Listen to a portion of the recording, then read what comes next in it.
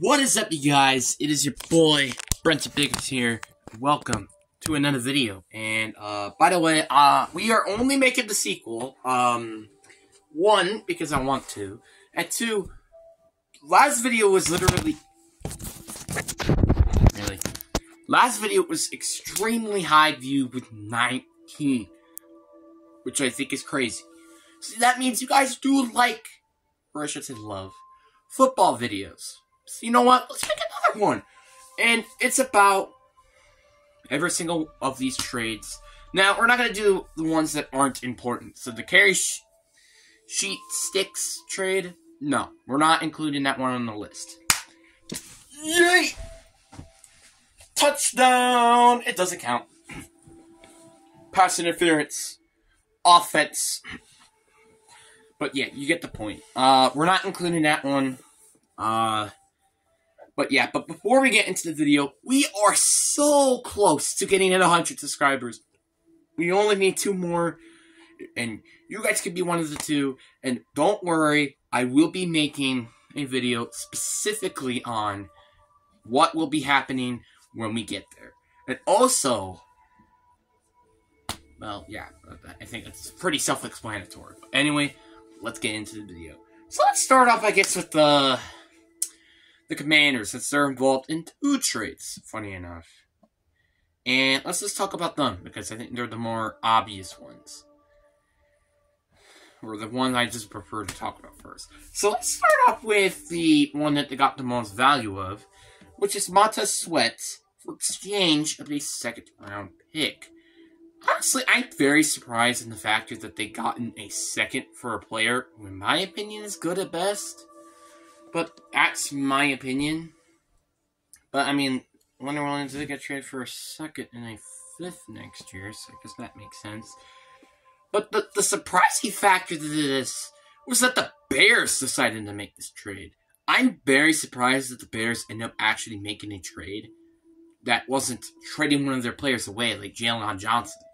So I was very shocked with this news, and honestly, I'm very curious to see what was their opinion to this. So there was one thing I wanted to mention, but I'm not saying this was a bad move. Oh, absolutely not. They absolutely needed edge rushing. It's just like, why are you trading it for a 2nd?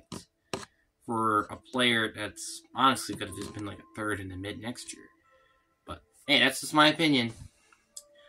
But the Commanders, obviously, it made sense because of the factor that obviously they might not make it to the postseason this year, and hopefully they fire Ron Rivera. He's probably like my 2nd outside of Brandon Staley. He's my #1 guy to hope he gets fired. But I really do like this team, and it really just sucks that they are going to probably get once again in a rebuild just because now they have a new owner. Their head coach sucks, so now they're going to be in another rebuild, so that's great. But honestly, I could say the Commanders get an A+. This was a very fair trade for them for a 2nd. And then the Bears, I give them a B for 2 reasons of why it wasn't an A+. One, I think it's a little bit too much to get Montez Sweat. And 2, you shouldn't really made a trade like this in the first place. Then we got the other Commanders trade, which requires another edge rusher, Chase Young to the 49ers. By the way, before I get into this, the 49ers made perfect sense after 3 straight losses, and 2 of them because of the defense. And then the other one is also kind of because of the factor that they're in win now mode. So, yeah. But, again, it's very self-explanatory with the Commanders. The Commanders get a C here. I do think they could have gotten a little bit more for Chase Young, while the 49ers get an A+, because this was a perfect move to upgrade their defense, and also to make sure that everybody knows they're here to win. Which is why they are, again, like I said, my Super Bowl favorites.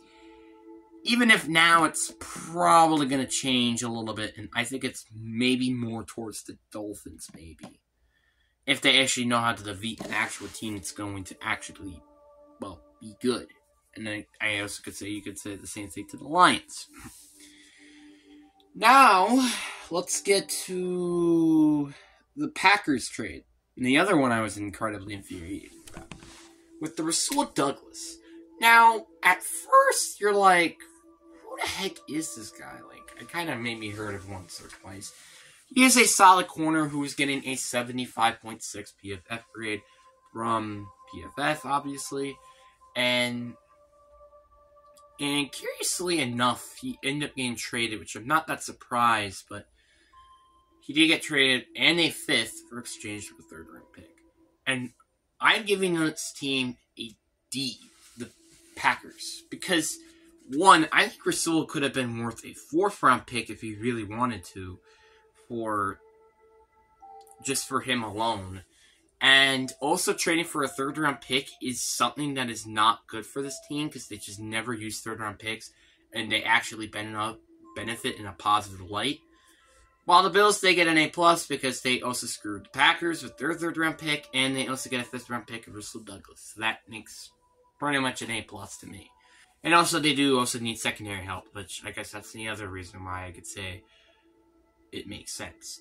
Now, I think this is the last one. I don't remember if there was any other trade if I did not include. I don't think there is. But the last one that I wanted to mention is the Josh Dobbs trade. Now, obviously, there are also other trades that happened before, specifically yesterday, but I'm not going to include any of those either, even including the Kevin Byard trade, which, by the way, you already know what it would be. F for the Titans and A+ for the Eagles. That's all I have to say. But let's go to the Josh Dobbs trade. Honestly, I'm very surprised that Josh Dobbs has been as good as he has been for the Cardinals. Or that kind of just proves of how good Jonathan Gannon is as a head coach. Because he went from turning him to lackluster to honestly being a decent backup option. So that's something that's very nice for this team. And I'm just wondering, how good this team can be if this team actually has a quarterback, an O-line, a running back, a wide receiver, a defense. But, like, you get the point. This team actually could be really good if it just had talent. But anyway, Josh Dobbs got traded to the Vikings. Honestly, these are both for A+, because the Cardinals, the fact they got something for Josh Dobbs is crazy. And the Vikings as well, because it keeps their window open to maybe winning the playoffs or something this year, I guess. I don't know. And you never know. Like, you never know if this team could ever make it to Super Bowl, Josh Dobbs. I mean, we saw them make it to the NFC Championship game with Case Keenum, so you never know, I guess. So, both sides get A+, and I think it's pretty darn fair, to say the least, that they both deserve an A+. But, anyway, I think that's going to be it. There are some teams that I'm very surprised that didn't make any trades. One of them being... actually, I forgot one thing. Before we end the video, and I completely forgot about this trade until now, we got the Donuts Peoples-Jones trade. I don't know how much they traded for him, same thing with Josh Dobbs.